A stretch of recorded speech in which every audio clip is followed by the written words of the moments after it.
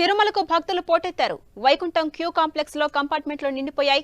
Queue line లో ఉన్న భక్తులకు ఇవాళ రాత్రికి దర్శనం లభించే అవకాశం ఉంది. సర్వదర్శన క్యూ లైన్ లోకి భక్తులను అనుమతించట్లేదు. ఇక టీటీడీ నిలిపేసింది. వైకుంఠ ద్వార దర్శనం కోసం తిరుమలకు వీఐపీలు క్యూ కడుతున్నారు. ఎంపీలు, ఎమ్మెల్యేలు, ఎమ్మెల్సీలతో పాటు పలువురు ప్రముఖులు భారీగా తిరుమలకు వస్తున్నారు.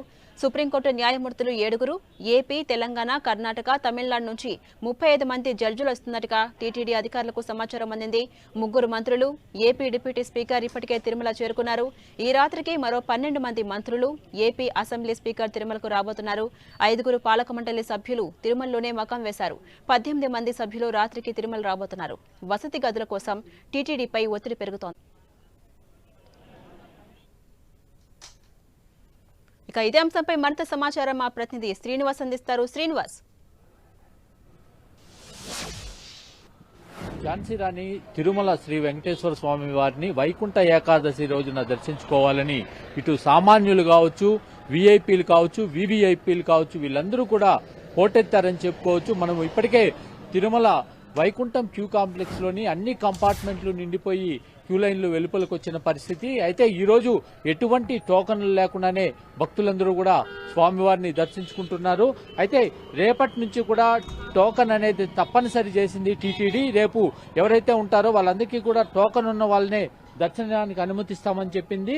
అయితే ఇది ఈ విధంగా టోకన్తో పాటు దర్శించుకోవడానికి ఇది 10 రోజుల పాటు ఇదే విధంగా కొనసాగుతుంది. అయితే వైకుంఠ ఏకాదశి రోజున స్వామివారిని దర్శించుకోవడానికి మరోవైపు వీఐపీలు పోటెత్తారని చెప్పుకోవచ్చు.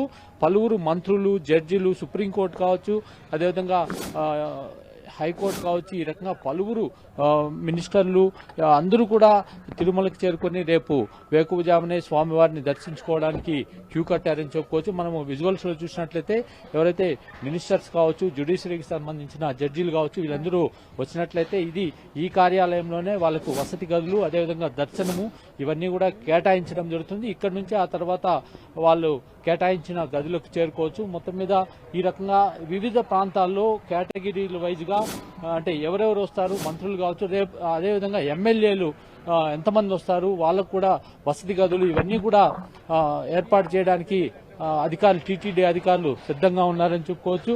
మొత్తం ఇక్కడున్న పరిస్థితి చూసినట్లయితే మొత్తం తిరుమలకు వీఐపీలు ఒక రకంగా క్యూ కట్టారని చెప్పుకోవచ్చు. ఈరోజు రాత్రికి చాలా మంది మంత్రులు వస్తారు, ఇంకా ఎమ్మెల్యేలు వస్తారు, ఎంపీలు, ఎమ్మెల్సీలు వీళ్ళందరూ కూడా రానున్నారు. ఈ నేపథ్యంలోనే పద్మావతి నగర్ ఏరియా మొత్తం కూడా బ్లాక్ చేసి వాళ్ళ కోసమే కేటాయించడం జరిగింది. మరోవైపు రేపటి నుంచి కూడా ఈ వీఐపీల దర్శనానంతరం ఎవరైతే సామాన్యులు ఉంటారో వాళ్ళందరికీ కూడా సర్వదర్శనం కల్పించడానికి టీటీడీ ఇప్పటికే టోకన్లను జారీ చేసింది.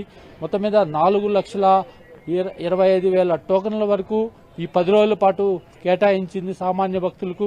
వీళ్ళందరూ కూడా ఎటువంటి ఇబ్బందులు లేకుండా దర్శనం చేసుకోవడానికే ఏర్పాట్లు చేసింది ఝాన్సీ రాణి. Right, thank you Srinivas.